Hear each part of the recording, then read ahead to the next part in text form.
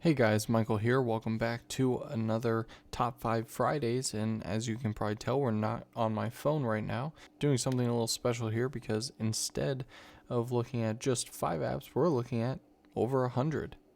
And no, I don't mean actually going through 100, but we're talking about the program Setapp, which if you haven't heard about this is probably the coolest app kind of collection that you will probably ever find.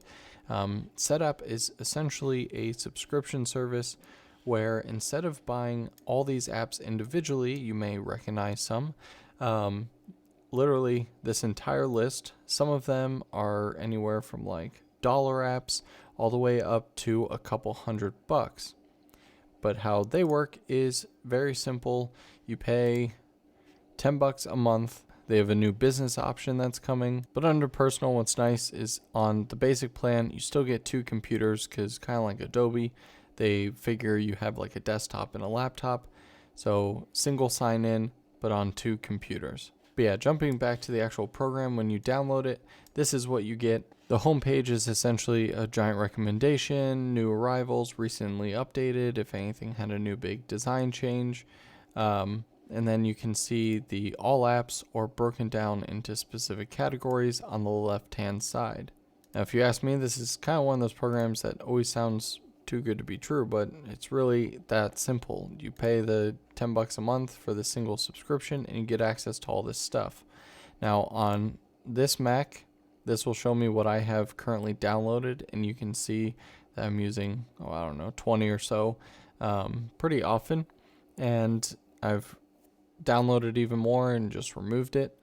And what's cool is it's really as simple as if I go to the My Explorer page, for example, and let's see, find one that I haven't downloaded. Nope, I already downloaded that one. Like this Movies Pro. Been thinking about this one. I can favorite it up here, and of course we'll go to my favorites option. But I can just hit install right here. And then rather than like having to go to whatever website, to find this, or downloading like a package file and having to run through the whole install process, simply clicking it through here installs it immediately, puts it where it needs to, puts it right in your applications folder, and then you can open it right from here, or you can open it in your applications folder just like you normally would. And then boom, I have the app. And essentially what it already does is if anything requires like a sign-in, it basically just goes through the process of creating an account and tying it to your Setapp account in terms of a subscription. Obviously, if there's anything that requires like a Google sign-in, it still allows you to put in all that information as you want it. But yeah, I want to go through real quick just a couple key ones that I think are really stand out for me and what I think would be good for like an everyday user. Something like Permute. This is great for converting pretty much any sort of file type out there. It comes with a ton of presets for video and audio.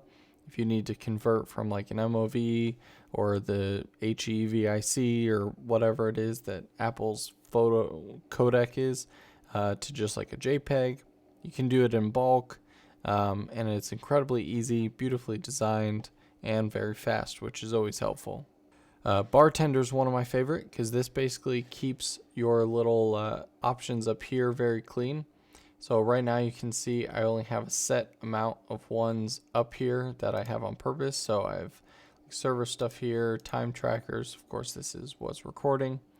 And I have the iDispatch, which is one of these somewhere on the list here.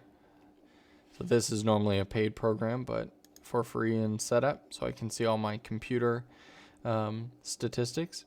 But then I can see my logo up here. I can click on that, and then it shows me a bunch of new stuff. So I can see my Wi-Fi settings, clean my Mac. There's Setapp right there, my Drobo, Backblaze. And so what Bartender does is if I open it up, it basically shows you all your different menu items, and then you can choose to hide it under the logo, or make it disappear, or make it bounce if it has an update. You can change the text that goes along with it when you hover it over. So it's definitely cool for cleaning up your Mac if you're a fan of that like me. I only have one folder on my desktop. I have all my apps organized down here with little spacers. Let me know down in the comments below if you want to know how to do that. It's just a simple terminal command. Boom 3D is pretty interesting. I have since not really used it, but if you want to give yourself kind of a more immersive experience, especially if you're like a gamer or watching a movie, it basically manipulates the EQs of your speakers or headphones and gives you different sounds based on your preferences. So if you want something more bass heavy or something that sounds like it's behind you, it's very cool. For video editing and things like that, I would probably stay away from it because, again, it's going to it's basically a fake stereo or fake 3D surround sound effect. And so if you edit listening to that, pretty much everyone who's going to watch your videos won't have this sort of system, and therefore it's going to sound really weird on their end.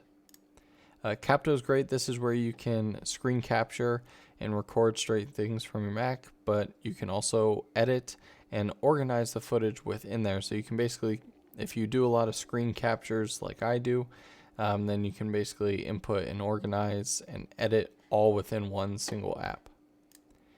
Clean My Mac, of course, is great. This is pretty much the best Mac cleaner upper out there. This is where, if I open it up, you can run system scans for viruses. You can speed it up by removing RAM cache. I really like the Space Lens, which basically analyzes a specific folder. I use this all the time to go through my server, which takes a while, so I'll kind of let that go in the background. But it'll basically analyze everything. You can go and look at maintenance. It will find any malware or anything on your computer to remove. So that's a cool one. We'll go back to that in a second. The iStats menu, like I pointed out, this is where you can see the different data points of your computer to see how your CPU is doing. I like keeping an eye on this while like rendering stuff. Mockup Studio, this is a brand new one. If you do graphics a lot, this basically shows computer screens, phones, tablets, that if you have like a new app and you want to show it on a screen, then these are like user replaceable backgrounds and transparent and fully copyright free. And we can see that Space Lens is complete. So if you constantly deal with big data like I do, then this is a great way to quickly clean things up. You can see exactly what folders are taking up the most space. So I can see client is taking up the most, and you basically can keep going until you find the culprit for what is the most, and then you can decide if you can get rid of that folder or not. And you can swipe it right to the remove section if you wanted to, and boom, now you'll have a lot more space.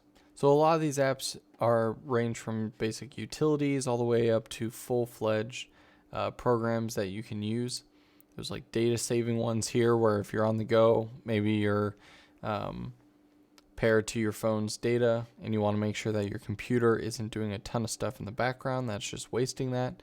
This will kind of put in trip mode, which will limit to the data to what you are actually doing, and you can even tell it to stop at a certain amount of data used. And a lot of these stuff you never even realized either you could do on a Mac or you just didn't know how to do it.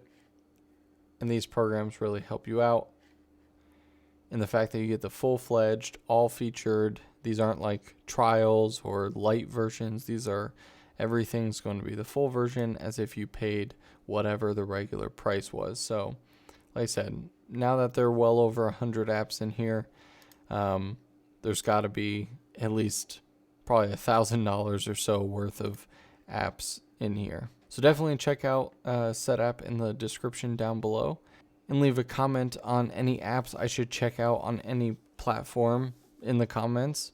Don't forget to get subscribed, and I'll see you Monday for another Apps Every Day.